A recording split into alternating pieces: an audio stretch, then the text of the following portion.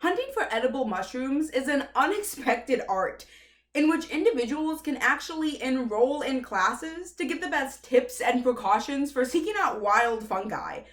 The June 5th, 2019 Healthline points out that there is always a risk of consuming a poisonous mushroom. And while this is an important warning, the article fails to mention fungi that are not only great snacks, but invaluable resources.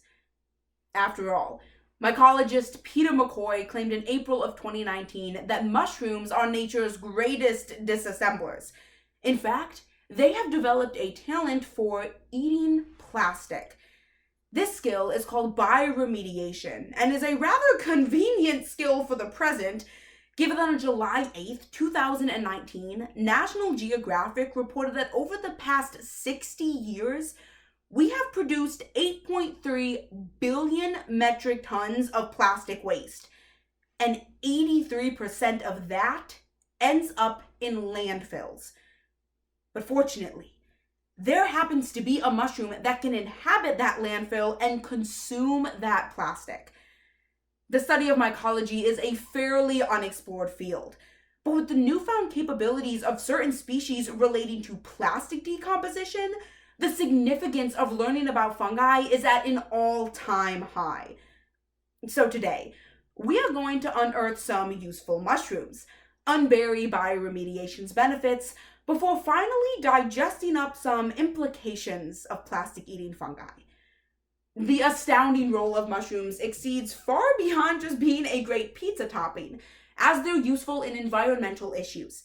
We must acknowledge two main factors in this research: previously found fungi and potential discoveries. First, for discovered mushrooms. The initial fungi unearthed was Pestiloteuopsis microspora. This mushroom was located in the Amazon rainforest and found by a group of Yale students. And the American Society for Microbiology in 2011 had found that the mushroom can grow on synthetic polymer polyester and can consume it, which is really just a fancy way to say that the mushroom eats plastic. Furthermore, Pestiloteuopsis microspora is capable of living without oxygen, meaning that it could thrive at the bottom of a landfill. And that fact alone should excite any environmental enthusiast. But Aspergillus tubangensis was discovered in 2017 by a microbiologist in Pakistan, according to a March 19, 2019 BBC article. Aspergillus tubangensis possesses the same plastic-eating capabilities as Pestiloteuopsis microspora, and it was discovered already thriving at a landfill site. But second, the amount of fungi to still be unearthed is massive. Kew State of the World's Plants and Fungi Project published the first ever fungi report in 2018. This study consisted of over 100 scientists from across the globe who determined that there were 2,189 newly discovered species in just 2017 alone. 2 forms of plastic-eating fungi may be a little exciting. So imagine the possible capabilities of over 2,000 unresearched species. But for us to share in this delight over mushroom hunting, we first have to understand what bioremediation is and how mushrooms have furthered that field. First, Environmental Inquiry Last Access on September 10th, 2019 defines bioremediation as when organisms clean up heavily contaminated areas, with mycoremediation being a specific form of that. The 2014 study from the National Center of Biotechnology Information defines mycoremediation as when mushrooms absorb hazardous pollutants. You see, the real work happens underneath the surface with the mushroom's mycelium, the tree to the mushroom's apple. These reproductive structures operate underneath the ground and employ enzymes to consume toxic materials. And these powerful creatures can exist underneath the surface, even when the mushrooms above the surface are already gone. In terms of cleaning up dangerous chemicals, they have definitely proven themselves to be convenient. Yes Magazine reports on March 16th, 2019, that not only have they demolished pesticides in Oregon creeks, but they are currently being utilized to clean up the largest land-based oil spill in history in the Ecuadorian Amazon. But second, micromediation has led to groundbreaking technology within this field. Designer Katarina Ungar collaborated with scientists at Utrecht University to harness the power of fungi to invent the fungi mutarium, according to a March 2nd, 2016 Science Alert. The fungi mutarium is a farm designed for breaking down plastic with mushrooms. The plastic is sterilized under a UV light and then placed in a cup with agar, which is a jelly-like substance made from red algae.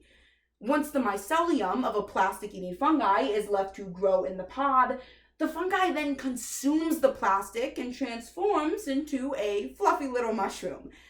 And this process in itself is rather impressive. But what really caught the researchers' attention was the time frame. The February 15th, 2016 Smithsonian explains that the fungi mutarium reduces the rate of plastic decomposition from 400 years to 2 months. An invention that speeds up the process of decomposing plastic by 96% was left almost entirely unnoticed by scientists in this field.